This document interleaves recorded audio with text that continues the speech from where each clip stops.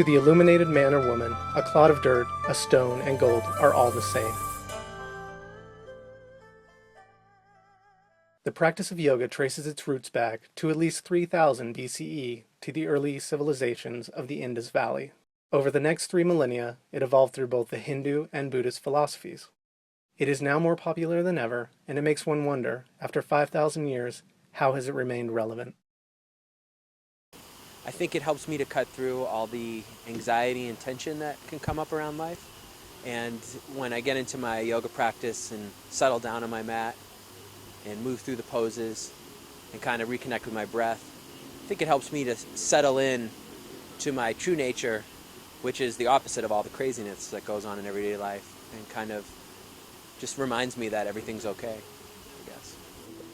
Well, truly for me, it keeps me sane. I think the biggest benefit is that it connects us to a space of love and a space of connection with other people, so that we can actually see the divine within each person as opposed to seeing ourselves connected, but yet still see ourselves as different and keep that boundary of the human body.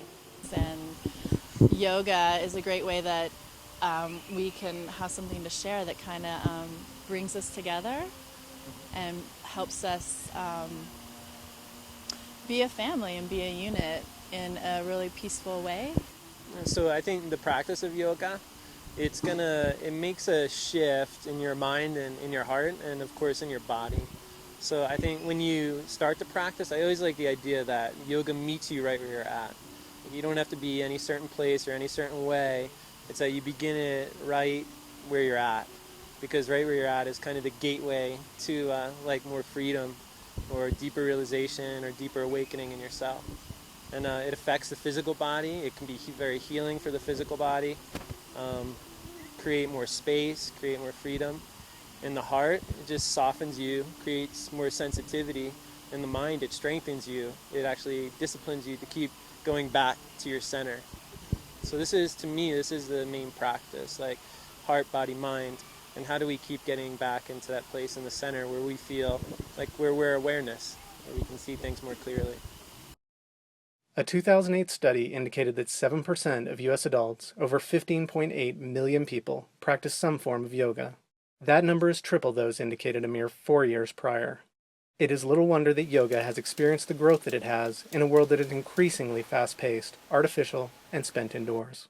In Denver, Yoga Rocks the Park is a great example of the growth of both the practice of yoga and the desire to spend more time in a natural setting. 3 years ago, I was in my yoga teacher training at Samadhi Yoga in Denver, and we were inside all winter long, and it was really like sweaty and hot, and sticky, and it was coming around to spring, and we were like, we should start doing yoga outside in the park. So we decided that we would start an event at the park, and that's how it was born. The first one, we had like 25 people show up, and now opening day of this season, our third season, we had more than 250 people come. So it's really grown. Practicing outside is the best, man. That's how I started, and I think that's how it started, like with the connection to the earth, connection to the trees, to the sky. Like I think the early yogis, they practice outside. And so many of the poses like mimic different animals or trees. So I think it's the place to be. I actually really like doing it outside. I don't do it outside very much. I used to teach outside from time to time, and it's fun. It throws the balance off a little bit, but I like it. I enjoy the sun beating down on my face and the feel of the grass and the connection to the earth. Today I looked up at the trees during Shavasana, and usually you have your eyes closed, but I opened them today and looked at these beautiful trees and the sky, and it's just limitless out here. And I think when you tune into your own body beyond all the craziness, you see that you're limitless as well. So the parallel is amazing with these clear blue skies and your own limitless nature. I think the two things kind of really tie together. There is little in this world more natural for people than being outdoors with your feet in the grass and your face in the sun. Yet we are increasingly kept from those endeavors due to our modern lifestyles. Whether you get out and enjoy the community and tranquility of yoga in the park or some other form of activity, just get out there and enjoy it. Your mind and your body will thank you.